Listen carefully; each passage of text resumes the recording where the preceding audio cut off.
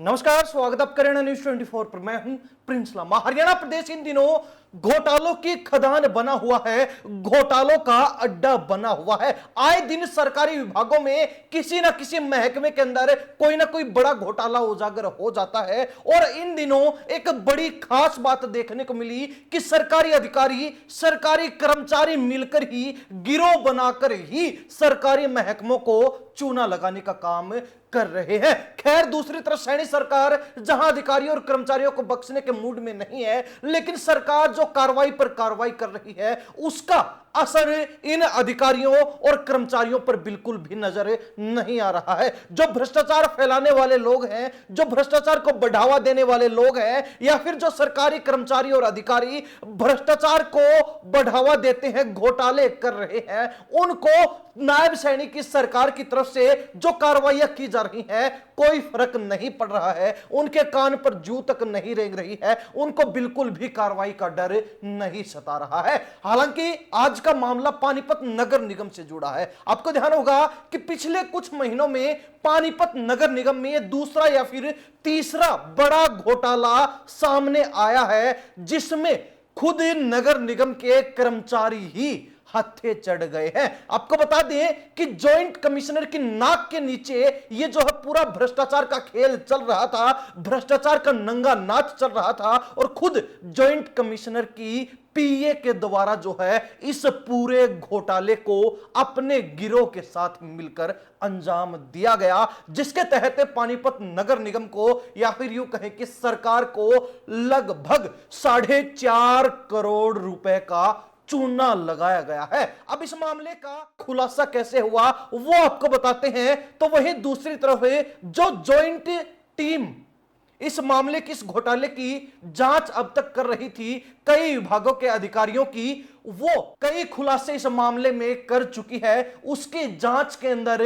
कई बड़े और चौंकाने वाले खुलासे हुए हैं। अब वो खुलासे क्या थे, पूरा मामला क्या है, आपको विस्तार से बताते हैं। मामला जो है पानीपत नगर निगम के कर विभाग से संबंधित, यानी कि टैक्स डिपार्टमेंट से संबंधित है। पानीपत नगर निगम के जॉइंट कमिश्नर संजय कुमार ने अपनी पीए कुसुम, जो कि HKRN लिमिटेड के तहत लगी हुई थी, जो कि एक तरीके से कॉन्ट्रैक्ट बेस्ड कर्मचारी थी, उसने इस घोटाले को अंजाम दिया है। और कैसे दिया वो पूरी दास्तान आपको सुनाते हैं। संजय कुमार ने अपनी पीए कुसुम को प्रॉपर्टी टैक्स से जुड़े कार्यों को करवाने के लिए एडमिन आईडी चलाने की अनुमति दी हुई थी।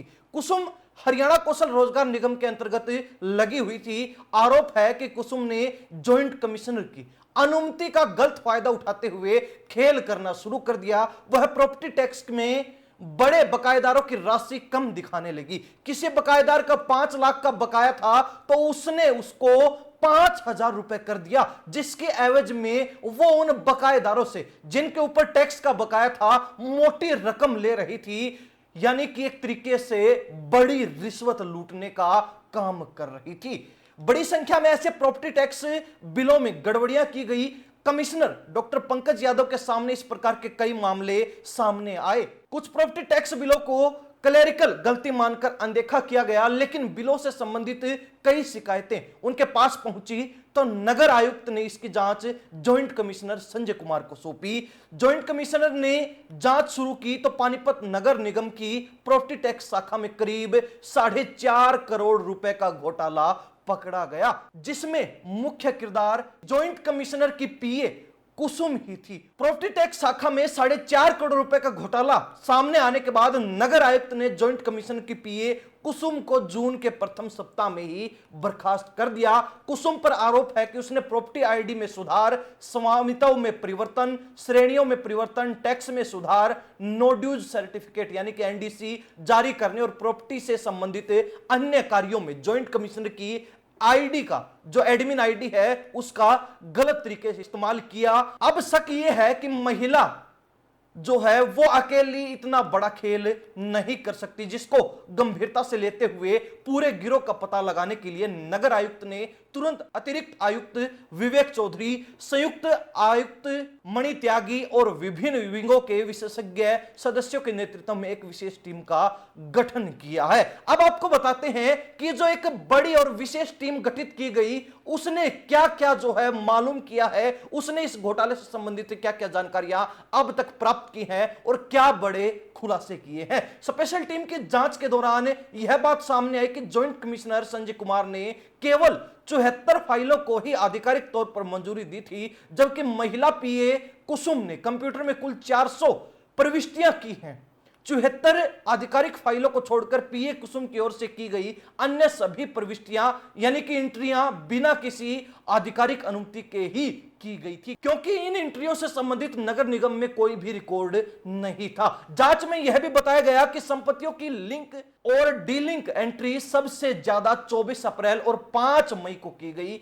टीम की जांच में यह भी सामने आया कि एक व्यक्ति ने नगर निगम में मालिकाना हक बदलने के लिए आवेदन किया और फर्जी दस्तावेजों के आधार पर अवैध एंट्री करके उसका मालिकाना हक बदल दिया गया, क्योंकि जमा किए गए दस्तावेज कचरौली गांव की संपत्ति के थे, जबकि नगर निगम की सीमा में यह गांव नहीं आता। वहां पर पंचायती राज लागू है, वहां पर पंचायत उस गांव की देखरेख कर रही है। अब जांच कमेटी को संदेह है कि यह बड़ा घोटाला अन्य शाखाओं के अधिकारियों के अलावा नगर निगम व तहसील कार्यालय में सक्रिय एजेंटों की मिलीभगत के बिना संभव नहीं हो सकता। यानी कि इसमें जॉइंट कमिश्नर की महिला पीए ही अकेली शामिल नहीं है, वो सिर्फ मोहरा है, बल्कि पूरा गिरोह इस घोटाले को अंजाम देने में शामिल है। यानी कि अब यह अंदाजा लगाया जा सकता है कि इस मामले में न केवल महिला पीए फंसी है, बल्कि अन्य कई विभागों से संबंधित अधिकारी और कर्मचारी भी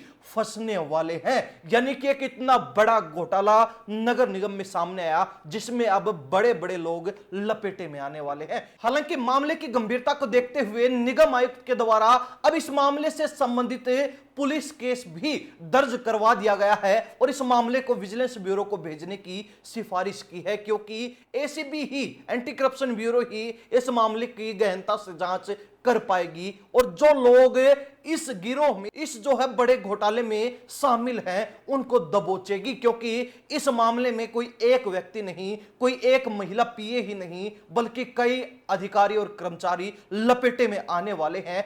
बड़ा गिरोह इस घोटाले को अंजाम देने में शामिल है, तो ऐसे में उन सभी के बारे में पता लगाने के लिए, उन सभी के बारे में जानकारी निकालने के लिए, उनके सबके नाम सामने लाने के लिए अब यह पूरा मामला जो है एसीबी को सौंपा जाएगा, जिसकी सिफारिश निगम आयुक्त के द्वारा कर दी गई है। अब यह तो जरूर तय है कि इस मामले में और भी कई अधिकारी और कर्मचारी फंसने वाले हैं, उनकी भी नौकरी जाने वाली है, उनकी भी साख पर बट्टा लगने वाला है। हरियाणा प्रदेश की जनता पूरे मामले को लेकर क्या राय रखती है, कमेंट के माध्यम से जरूर लिख दीजिए। इन सब बातों के साथ में प्रिंस लांबा, हरियाणा न्यूज़ 24। नमस्कार, जय हिंद।